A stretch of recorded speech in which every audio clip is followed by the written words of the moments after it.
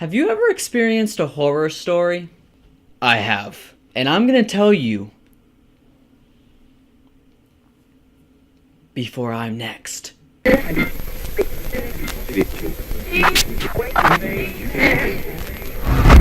Many years ago, when I was a wee little lad, my parents gifted me with my best friend. His name was Pancake. Yes, I named him Pancake.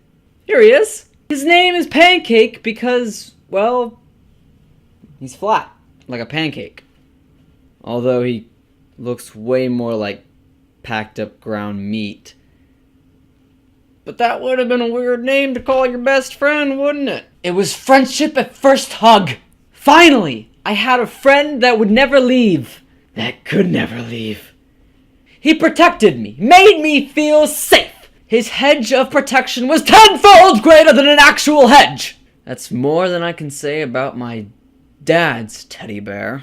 Yes, stuffed friendships run in the family.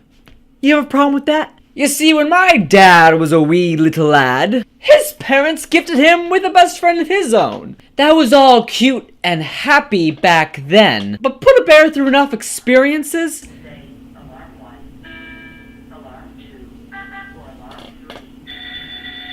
shut up, Moshi!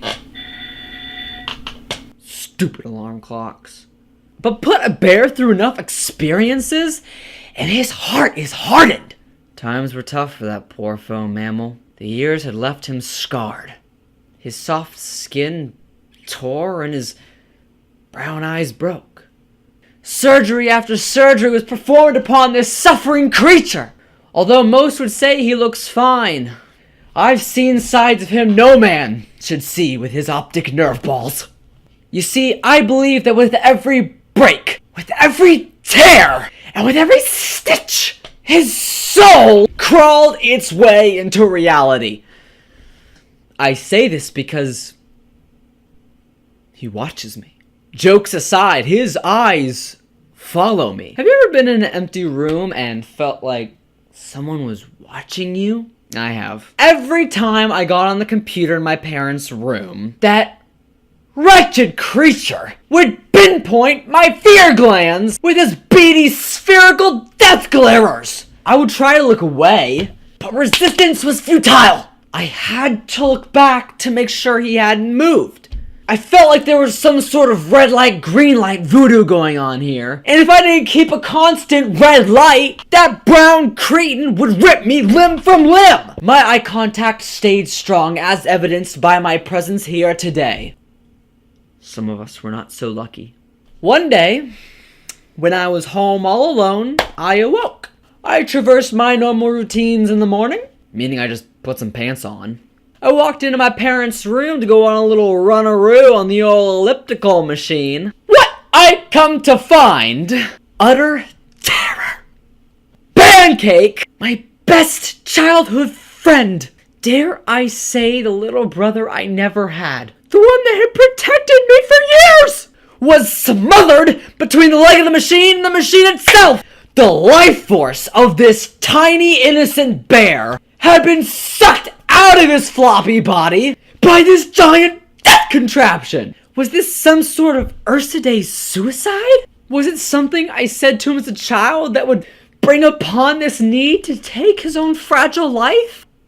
No. For as I looked up from his cold, lifeless corpse, there stood my dad's bear, watching with his guilty, hate-filled eyes. His sick grin told the whole story. I was a witness of a homicide that day. I wish I could say that case was solved, but there just wasn't enough evidence to condemn that wretched monster. Today, that pig of a bear stands tall on my father's dresser, free from a murder that took my best friend from me! Always watching, always smiling. I wish I could say that's the end of the story, but it's not. To this day, no one in our home has a valid explanation for what happened that morning. I know what happened. You didn't deserve this.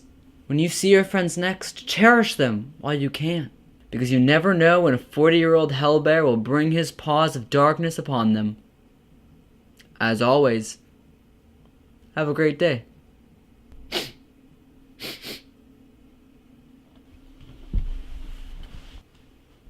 Aw, crap!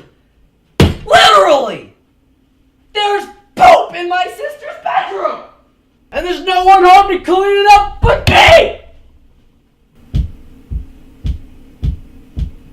Why do you always gotta poop when I'm home? Watch me hit the cray button.